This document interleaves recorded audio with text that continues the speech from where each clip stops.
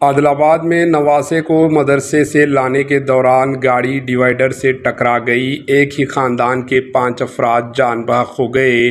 نواسے کو مدرسے کی تعطیلات کے بعد اسے اپنے افراد خاندان کے ساتھ واپس لانے کے دوران پیش آئے خطرناک سڑک حادثے میں ایک ہی خاندان کے 5 افراد جان بحق ہو گئے اور دیگر 3 شدید زخمی ہو گئے، جن میں 2 نابالغ لڑکے بھی شامل ہیں۔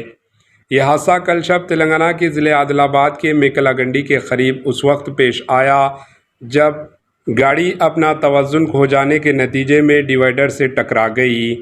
حادثہ اتنا خطرناک تھا کہ 2 افراد موقع پر ہی جان بحق ہو گئے، جبکہ بقایا 3 کو اسپتال میں علاج کے دوران موت ہو گئی۔ حادثے کا مقام دلخراش منظر پیش کر رہا تھا۔ تفصیلات کے مطابق عادل آباد جامع مسجد کے صدر عبد المعز الدین اپنے افراد خاندان کے ساتھ نرمل ضلع کے بھینسا منڈل سے اپنے نواسے کو مدرسے کی تعطیلات پر لینے گئے تھے۔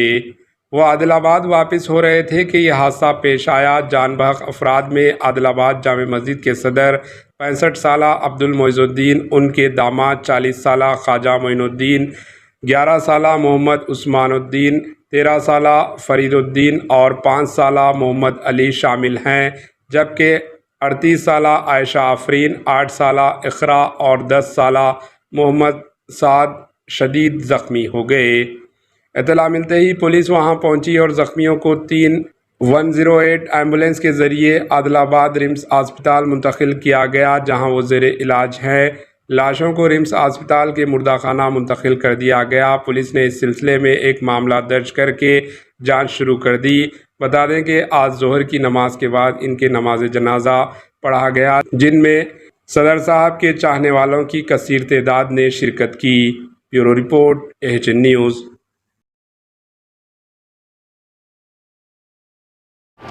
AHN نیوز کو لائک کریں، شیئر کریں اور سبسکرائب کرنا نہ بھولیں۔